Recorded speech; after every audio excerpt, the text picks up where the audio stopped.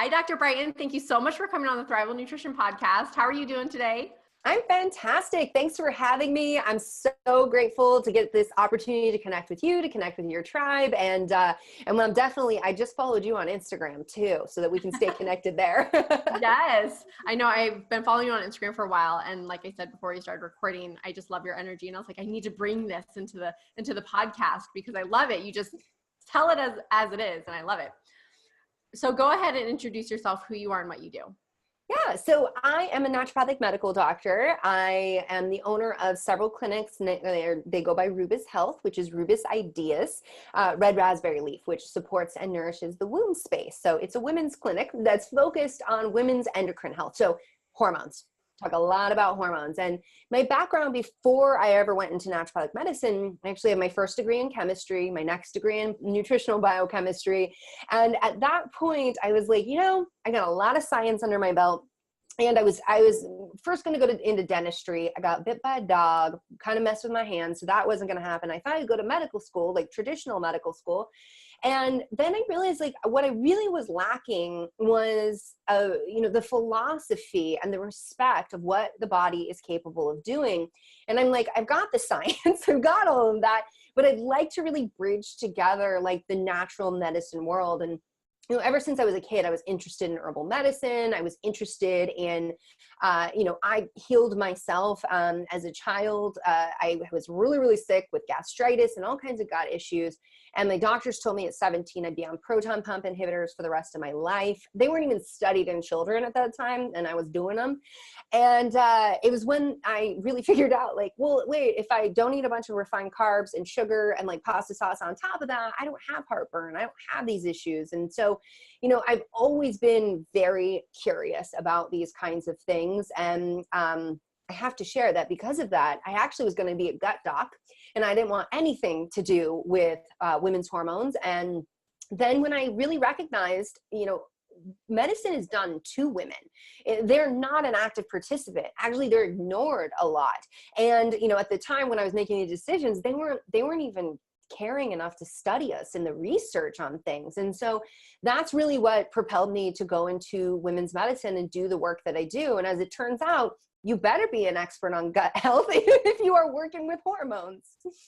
Yes, for sure. I think I'm grateful that I feel like we're getting a little bit further with the gut knowledge and people knowing more about it and focusing more about it. So I'm really grateful.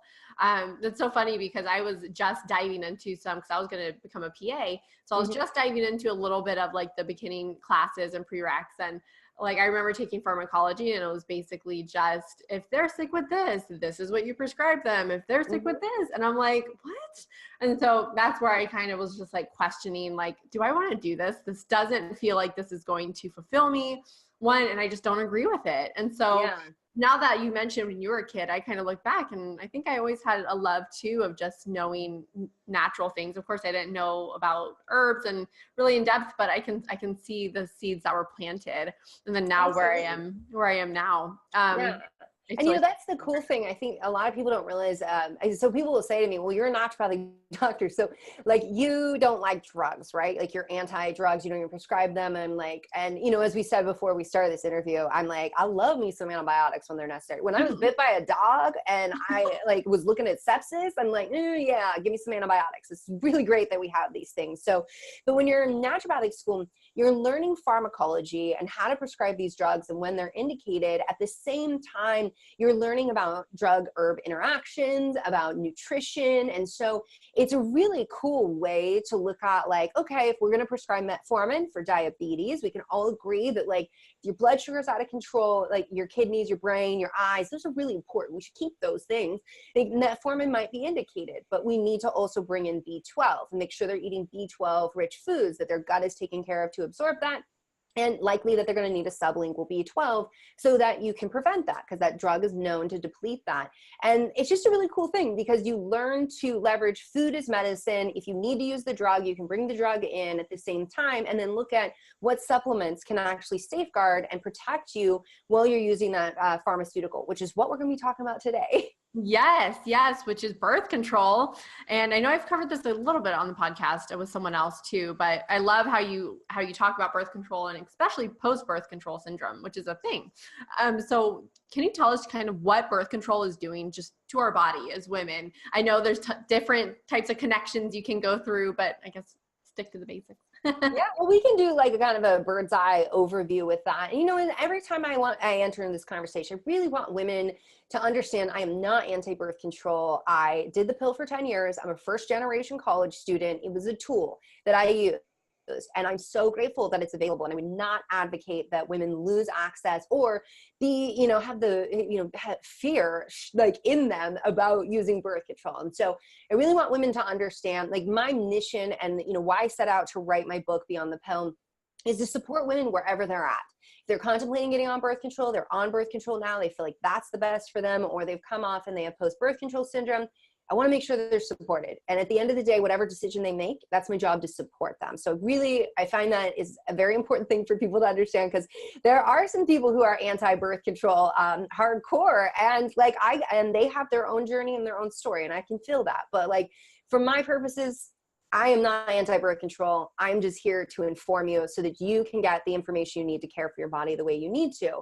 So post-birth control syndrome, this is something that arises because of what happens while we're on hormonal birth control. Now, when we're on hormonal birth control, and I talk a lot about the pill because she was the first to step on the scene. We have the most research on that contraceptive, but understand that all of these hormones, they come with side effects. So one thing we see is that hormonal birth control depletes nutrients. So things like zinc, magnesium, selenium, B vitamins like folate and B12, super important if you get pregnant, and why I advise that women be on a multivitamin or prenatal as long as they're taking it. One, for their health, but also because, the pill is about 91% effective with typical use, which means that you could get pregnant. By the time that positive pregnancy test happens, your baby already needed folate and B12. So these are important things for women to understand. Now, the pill is associated with changes in mood. So things like anxiety and depression. We are not at a place with the research to say causation. We can't say it causes it, but we can understand that it depletes nutrients that make neurotransmitters. So if you subscribe to the, serotonin theory of depression, there's that piece. And then, there's the other piece. If you subscribe to the cytokine theory of depression, there's that piece that, the pill is inflammatory. So it's been shown to raise C-reactive protein. It's a blood marker of inflammation.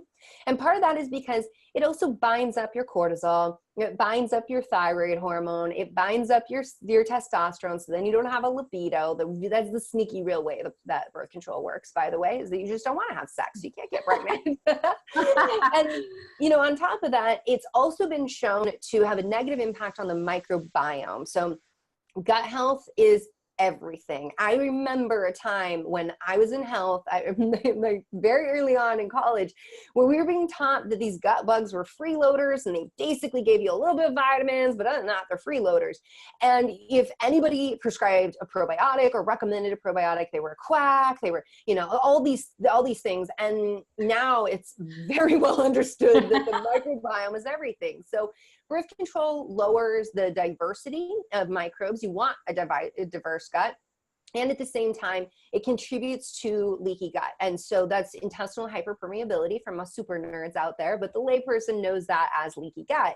And so, those are just some, and there's definitely more to that. And beyond the pill, I lay as much out as possible. And we had to come to the conclusion to cut some things out. We're like, okay, maybe we're gonna have a second edition or a sister book in the future, because when I turned in, so my publishers, I have these awesome editors. I just want to shout them out because they have believed in this mission, and they have been just so epically awesome in all of this.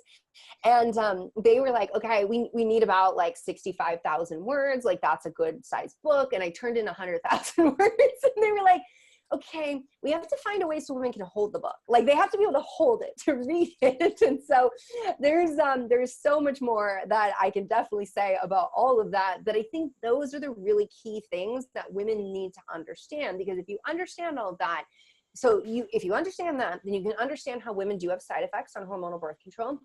And you can also understand how there can be some long-term consequences of hormonal birth control altogether. But then you also can dial in on what you can do to stay safe while you're on it. Yes, definitely. And so if a woman is ready just to get off birth control, I mean, what should she expect immediately? I know that I am so thankful because I tried to do birth control when I was in high school, and I remember it made me so sick. I remember like waking up and I was like dry heaving. It made me so nauseous. And I actually have no idea why I was going on birth control. I think it was maybe this, like, just in case I had sex or something. I wasn't even active at the time. My periods were fine. Yeah. I think it was just recommended by my doctor. Thankfully, though, I felt so sick. I'm like, no, thank you. But women that are ready to get off the pill, what should they expect? Yeah. So, if you are coming off of, so let me say this, if you did birth control because you had symptoms, those symptoms are going to likely come back. Now, there's surveys and studies out there that estimate about 58% of women use hormonal birth control primarily for symptoms. So that's the thing we have to recognize, is that women are getting on birth control because they have endometriosis, so heavy, painful periods. And that's why I'm not anti-birth control, because some of these women, there is a time and there's a place to use birth control. If a woman is severely anemic and she is bleeding heavily, like, it may be the best thing to put her on birth control to slow all of that down so she can rebuild her iron and protect herself. Now, the other piece of that is acne. And so, if you had acne and you get on birth control, you're going to probably have acne when you come off. And there are definitely things in my book I outline, like, okay, here's the plan, here's what to do so that it doesn't come back with a vengeance, because it certainly can. Because, I mean, just talking about depleting zinc alone, I mean, that can make acne a lot worse. So, when you come off of hormonal birth control, it's I have to say, the majority of women that I see, they struggle in one way or another. And with that, sometimes we don't even recognize that it was hormonal birth control, because we think, and doctors will be like, well, if it's not a reproductive issue, then it's probably not due to birth control. And that's just frankly not true. And so you may have had symptoms, you come off, those symptoms come back. But with many women who have, symptoms come up after birth control, they didn't necessarily have symptoms before. So we can see things like post-pill amenorrhea. So that is, you lose your period. I've seen this in women who had regular cycles that come off of birth control. Now they've lost their period. You can have new onset of acne. You can have new onset of mood symptoms. You can be experiencing gut symptoms. And so, this is something that, I've really, described as post-birth control syndrome, which is, the signs and the symptoms that come up when we discontinue hormonal birth control. And on average, they're going to come up about 4 to 6 months after stopping. Some women, it's much sooner.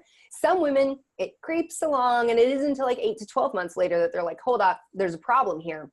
Wow. And so often doctors will say, that couldn't be due to birth control because you've been off of it for several months now. But we have to understand that, like, as long as you're on hormonal birth control, it's shutting down how your brain and your ovaries are communicating. Unless you're on a progestin-only IUD, sometimes you can still be ovulating with that.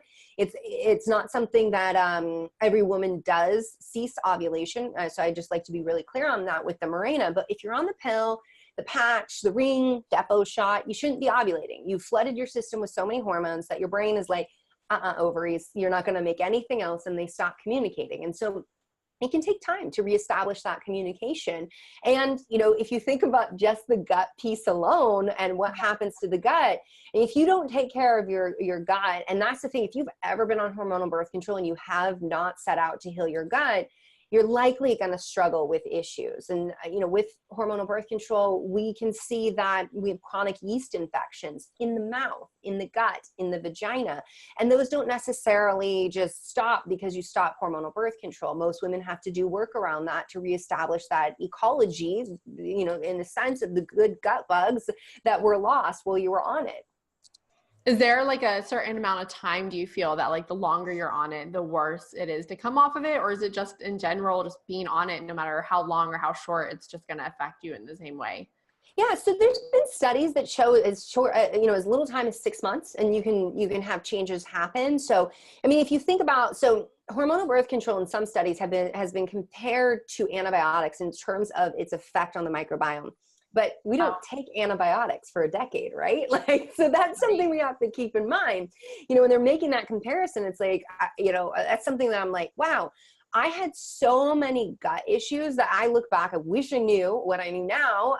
But I look back and I'm like, wow, you had so much inflammation, so many gut symptoms, no libido. Like, that's not fair. In my 20s, I had zero libido. That's just lame.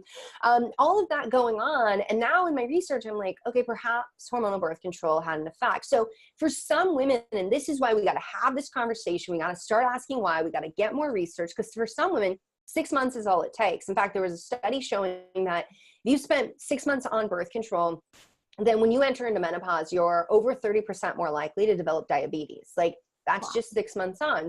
So, you know, there are some risks with that, but I certainly, you know, what I see, I mean, I have women in my practice who started birth control at 14 and now they're in their 40s and they're coming off of it. And they really do, you know, if you are not doing the things that we're going to talk about what you can do, ladies. So we're, you know, besides just a multivitamin and prenatal, I don't want anyone getting freaked out, but, you know, with that, if you're not doing things to really take care of your body, then, you know, you're just kind of like stacking the deck against yourself. And so it can be a lot more difficult, but there's that other layer too of like genetics. So I talk in my book about like genetic testing that you can have done, because you know, one risk of birth control that gets dismissed a lot, but it's super scary, is the stroke risk. So stroke and heart attack. And so the pill can kill. It really can. The doctors will say, well, it's rare that that happens. So, you know, statistically speaking, the risk of a stroke is about 1 in 50,000 if you're like, you know,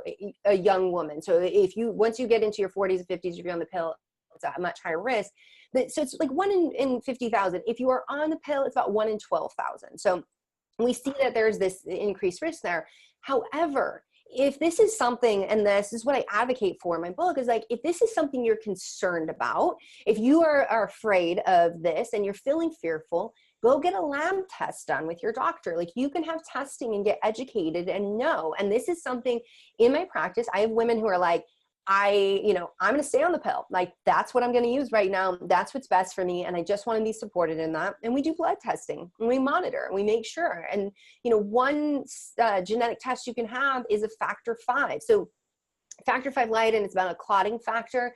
If you have a family history of stroke, heart attack, it's a good idea to get that checked out, because if you have that genetic mutation, it's a 35-fold increased risk of having a stroke while you're on hormonal birth control. And so we have to frame these conversations with regards to the individual, like, and we have to be asking things like, it's not enough just to say, what are your genetics and what, you know, and so, you know, it's just the family history, but it's also, you got to ask, like, do you exercise? What do you eat? What does your lifestyle look like? What are your stress levels like? Like, all of these factors play a role in terms of our risk. And I think that, you know, there's a lot of things that are a disservice in women's medicine, but one of them is brushing off the stroke risk with birth control. It is, you know, it is rare. However, it is a stroke. Like, that is like, and that's the same thing with like the breast cancer risk, is that it's like, yes, it's a mild increased risk. But at the same time, okay, so it's mild, but okay, in the context of her life, how mild is it? And is she okay really taking that risk? Like, and that's just a conversation. Instead of dismissing women and saying, oh, it's a mild increased risk, we can actually say, okay, it's a mild increased risk. Here's what you can do now. So everybody listening, if you are worried about breast cancer, eat your broccoli sprouts. Eat your broccoli sprouts. So that is something you can do right now that can help support you and protect you. And, you know, there's other lifestyle factors that you can be bringing into play that you also have to ask that woman, are you okay with that risk? Are you okay if we take that, you know, and taking that risk? And that is her decision to make. As a doctor, it is your job to give her the data, the information that she needs so she can make an informed decision. Well, I feel like it's also just a disservice in general. Like you said, that we're getting prescribed the birth control pill for not even preventing pregnancy reasons. It's for endometriosis. It's for all these things that they're not even asking why. We're not even wondering like, okay, well, why do you have endometriosis? Why is this happening? It's just like, oh, take birth control and, you know, all the symptoms, and doesn't make sense. And I feel like I'm 100% with you on that. I mean, that's really the thing, is I'm like, it delays a diagnosis. Like it delays a diagnosis. It delays the woman from knowing when you just, I call it pass the pill for every female ill. Like you're just like, oh, heavy periods, pill. Irregular periods, pill. Painful periods, pill. And it works for some women. Like I was a hot water bottle hugging, my doll popping, bleeding more than 7 days, hating my life, hating my body. That's what my period looked like. And so when I started hormonal birth control, and also PS, that's part of like the gut issues I started the story with, is like I had to take so many NSAIDs for my periods that I ended up with gastritis. Then I ended up with an H. pylori infection, probably because my stomach acid wasn't right and nothing was right in that. And, you know, with that, when I started the pill and I was like, wait, I don't even have to have a period. I can skip a period. Like this period's easy. Like, oh, I felt like that was such a blessing. But in retrospect, I likely had estrogen dominance. I likely had elevated prostaglandins, and there were things I could have done that would be solutions. I write all about that in my book of like, I call it the decoder ring chapter of like what we should have gotten as women. It's not actually called that. Don't look for that chapter, but it's like, oh, I'm going to decode my period and actually understand what these symptoms mean and what to do about it and how to talk to my doctor about it. But, you know, 100% to what you're saying, I see women who had regular periods, totally regular, age 17 hits, now they're irregular. And on top of being irregular, she's tired and she's having some hair loss. And her doctor's like, well, here's the pill. I don't really need to check on anything else because now you're having a regular period. It's not a period. It's medication withdrawal bleed. And then it turns out she's hypothyroid. And that comes out a decade later that like, oh, you're hypothyroid. So maybe you were hypothyroid and that's what caused the irregular periods, because that's a piece of that as well. And so, you know, to what you're saying, we need to question why. I mean, this is why the book is called Beyond the Pill, is there is a challenge in medicine to say, I want you to go beyond the pill. You are some of you're the smartest freaking people on the planet. Like, go beyond the pill. And to teach women there is life beyond the pill and that they can get solutions beyond the pill. And so, you know, when I designed the book, there's an entire chapter in there of like, if you're thinking about doing the pill for your symptoms, here's some other things that you might want to look at. You might want to try, that you can get lab tested, and you can partner with your doctor on that. Definitely. I think the key word is like a partnership. Mm-hmm. And I feel like if women you don't have a doctor, you don't feel like you have a doctor that gives you that partnership, then you need to probably find a new doctor, because I mean, we don't need someone just telling us what to do. Like you said, our doctor should be supporting us, should be educating us, and just being there for us with whatever we decide to do. Yeah. And I think I just want to speak to that, because I also think it's really important that we don't hate on doctors. So I like to, you know, tell people I love me some MDs. Like some of my best and closest friends are medical doctors. And the thing that I think like we get so frustrated as women is that we're going to our doctors, we're going to our primary care doctor, our gynecologist for a complex problem that needs a root cause resolution. That's not what they're equipped to do. And so it's kind of like, you know, going to the sandwich shop and asking for ice cream. Like that's just not how that works. And so recognizing that everybody has their place in medicine, and I am really grateful for the service that a conventional medical doctor provides, as much as I am thankful for the service that like a personal trainer provides, a health coach provides, like a nutritionist. I mean, we need healthcare teams. Like we're understanding like we're in a situation, we're in a crisis of healthcare where chronic disease is on the rise. And some of that frustration is that you go to your primary care doctor who is very good at acute triage and they're very good at many things, but you're coming with a very complex chronic issue that isn't really in their wheelhouse, and you're wanting an alternative. They give you the solution. This is their solution. And if you don't want that solution, second opinions are what you do in medicine, and that's perfectly fine to do. Give yourself permission to do that. Yeah.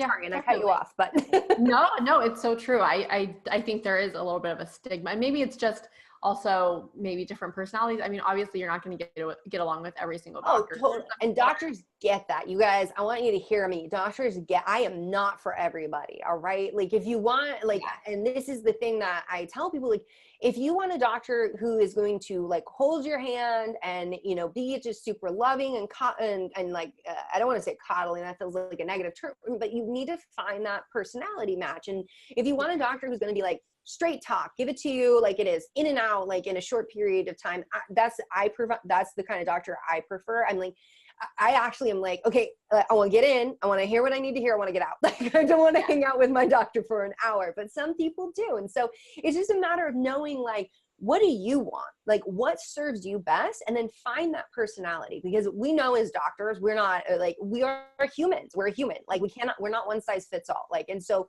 like, honor yourself, honor what you need, and find that practitioner. And they're out there. You just got to look for them. Looking into your book now, can you give us a couple of tips from your book that help women with the post-birth control syndrome? Yeah. So the first thing I'll say is that if you are on birth control right now, the multivitamin, yes, you don't get as much wiggle room with your diet. So you've got to have your diet dialed in. And I'm saying this now because if you can do all of this now, I have this whole series of called Beyond the Pill stories of women I've interviewed. And the women who do not have wicked, awful post-birth control syndrome, they changed their diet before they came off of hormonal birth control. So they started eating a lot more plants. Plants always win in the research, eat your plants. And so eating a lot more vegetables, getting high quality protein and fat. And so that's important. Fat is how we build our hormones. Protein and fat help with blood sugar regulation. All that fiber is going to help you detox your estrogen out. And I'm a foodie, so in my book, I put recipes in there, and we're still eating those recipes. I'm like, these are so good. There's like, I'm like, I could actually just talk about recipes. I even have seed cycling recipes in there of like, let's do a little seed cycling with this. And seed cycling is also something that I recommend if you're on hormonal birth control or coming off with post-birth control syndrome and wanting to avoid that. So we've got, the dietary piece. There's also the fact that we have those nutrient depletions. So we've got to make sure that we are, replenishing those nutrient stores. And sometimes you might need a little bit more of something. So getting tested is a really smart thing to do. You're not going to go wrong with taking a multivitamin, but maybe you need a little more selenium for your system. And I just want women to understand that, like, I can sit here and talk about all the general stuff, but for you, and for everybody, every time you listen to this podcast, to any podcast, you read a book, I always want you to sit with the lens of, is this true for me? And does this work for me? And that's what I do. So in the third part of my book, I really have a choose your own adventure kind of thing. So you can take a quiz, understand what is your hormone imbalance, get dialed in with supplements, lifestyle practices, like reducing your stress, getting good sleep, and which ones are best for like the hormones you're dealing with right now. And then there's the dietary aspect as well. So like, if you have estrogen dominance, if that's part of your issue, that's going to be like, eat those broccoli sprouts, really eat those broccoli sprouts, and make sure you poop every day. Because if you poop every day, then you will get your estrogen out and it will not be as much of an issue for you. So I walk women through that, and then I have them testing. They're testing things. We pull out some foods, we test those, we put in, and we understand what is true for you. Because there are things that, like, broccoli sprouts are going to work for women. Okay. Like this we definitely know, but maybe you don't have issues. Everybody talks about like, go gluten-free, go dairy-free. Maybe dairy's not an issue for you. Like coffee, people love to hate on coffee. I live in the Pacific Northwest. It is liquid sunshine for us. Don't step to our coffee. Like, we love our coffee here. But the reality is that you've got to pull it out and know if it works for you, because it doesn't always work for everybody. And I do like a reset every year on myself, and I pull out coffee and I'm like, bring it back in. Is it working for me? Like, is it causing issues in me? Do I notice anything? That's how you know, because everybody's out there saying a lot of things about health, and they are very true, but they may not be true for you. And that's what you have to understand. So the other thing you can do, if you are on birth control or experiencing post-birth control syndrome, you'll see, I love that my editors were like, so the second part of my book, so the first part is like, let me explain your hormones to you. Let me explain how all of this works so that you can be in the know on that.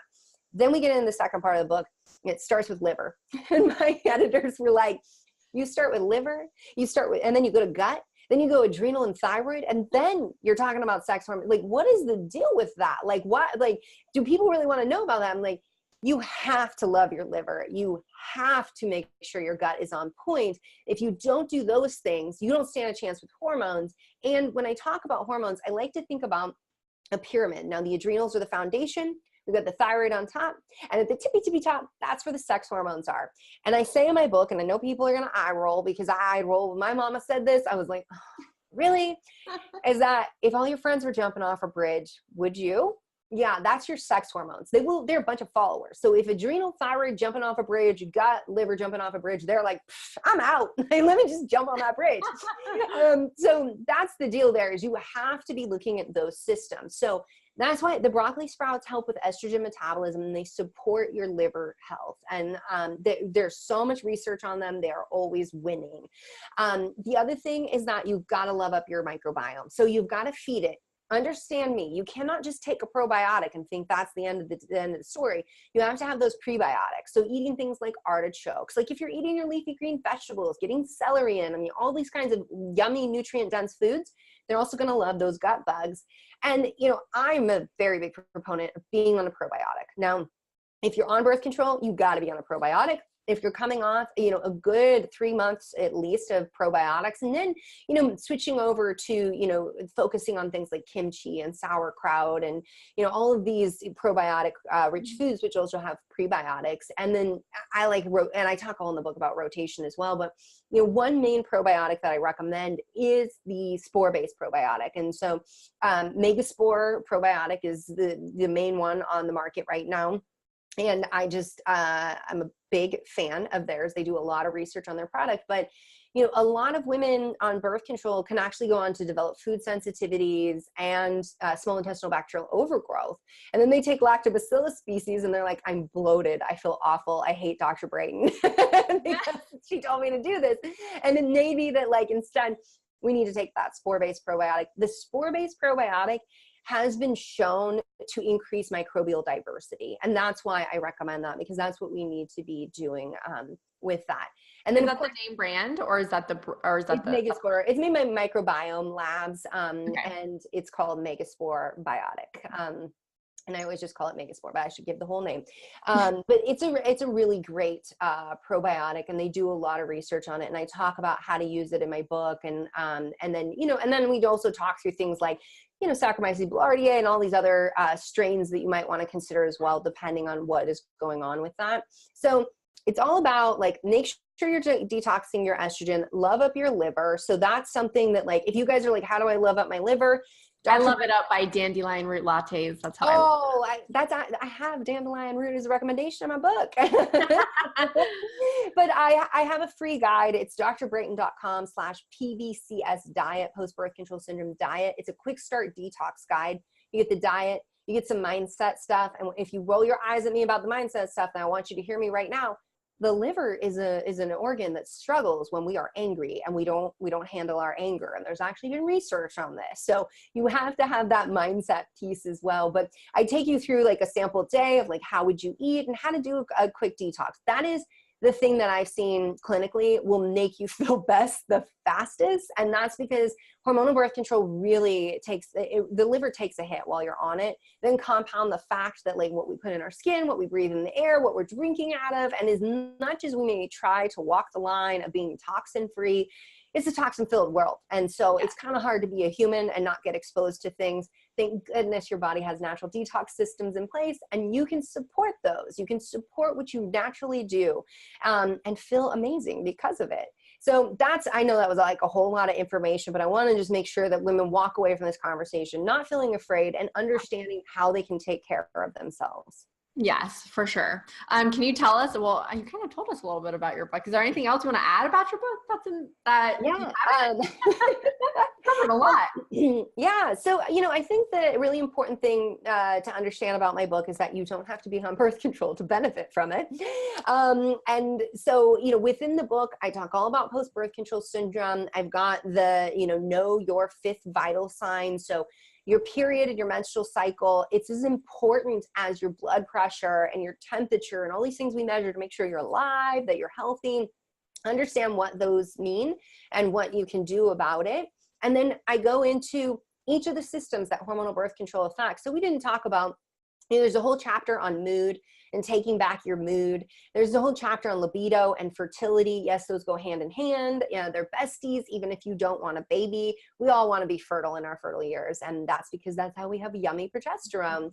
And there's an entire section on the metabolic issues and risks. And we talk about cancer. We talk about stroke. I talk about that. But we talk about, all of that. And I really try to outline it in a fair way, because some cancer risks is higher. Some other cancer risks are lower while you're on birth control. And that's an important thing for women to understand. And then I talk through how to stay safe while you're on it. Best lab testing. Every single chapter has lab testing. So you can go to your doctor, you can advocate for yourself, get the lab testing done. And then we've got a 30-day program in there. And it's all about like, what is going to work best for you? What do you need to get dialed in? And then there's a whole chapter on the alternatives. And so non-hormonal contraceptives. And I go through that and explain, okay, here's the pros, here's the cons, here's what you've got to know so that you feel like you have options. Because step one, before you get off of hormonal birth control, is you've got to have a backup method. Even if you want to get pregnant, you don't want to get pregnant until you've really done your work to love up your body. It will make your pregnancy easier if you do that. It will give your baby a better shot. It'll make postpartum so much easier. And so you got to have that backup method. And then, as I said, there's a ton of recipes in there. And since you mentioned that you follow me on Instagram, if you guys are in all that moon cycling stuff I talk about, there's a whole lot of that in the book as well. And I was giddy. I was like, my editors might edit this out because they might be like, where's your science to be backing up all this like moon cycling stuff? But they left it in, and I'm super grateful because it's some really cool information. That is really cool. You shared something on Instagram, and I started my period on the day of the new moon. I think that's what it is. I'm like, weird. I've never even like heard of this site before, but I'm like, oh my gosh, like it's the new moon today and I'm starting my period. I'm like, is that really cool? So I've never even dove into that aspect of it. Yeah, it is really cool. Like when you're naturally cycling, and it's something that like I talk about in my book. I entered into the partnership with my publishers, and when I did, my cycle started to shift, and then I started ovulating with the full moon. First time in my life since tracking. I started tracking before I ever got pregnant.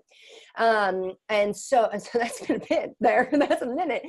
And so what happened though, and I hypothesize this might happen, and you guys will learn all the whys in my book, that I said in there, I'm going to keep you all informed. I'm going to let you tune in on this, like what happens when the book is ready to get released. My cycle is shifting again. Now I am back to bleeding on the full moon, and we've talked for so long. I want to share all about it because I love talking about that stuff, but it's really cool. My cycle shifted based on like the purpose and what I was doing. And so sometimes our periods seem like, oh, they're becoming irregular, they're getting off. And there's this like cosmic rhythm that we're tuned into that like as humans, like we just haven't even scratched the surface on. So you have to get the book, read up all on that. I'm like seriously so giddy right now. If you guys can tell where I'm like, I want to tell you, but we already talked like so much.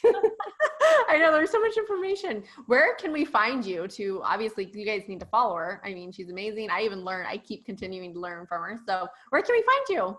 Yeah, so you can find me on my website, drbrighten.com. And I put a lot of articles on there. And you can come over to Instagram at Dr. Jolene Brighten. It's just DR and then Jolene Brighten.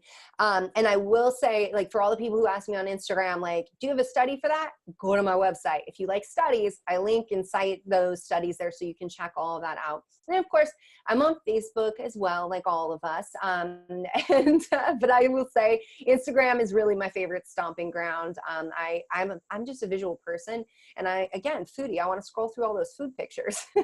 Yes, ditto. Awesome. Well, thank you so much for coming on today. I appreciate all your knowledge, and we're so excited for your book to come out. Oh, thank you so much. I really appreciate this conversation. It was super fun, and yeah, just super grateful.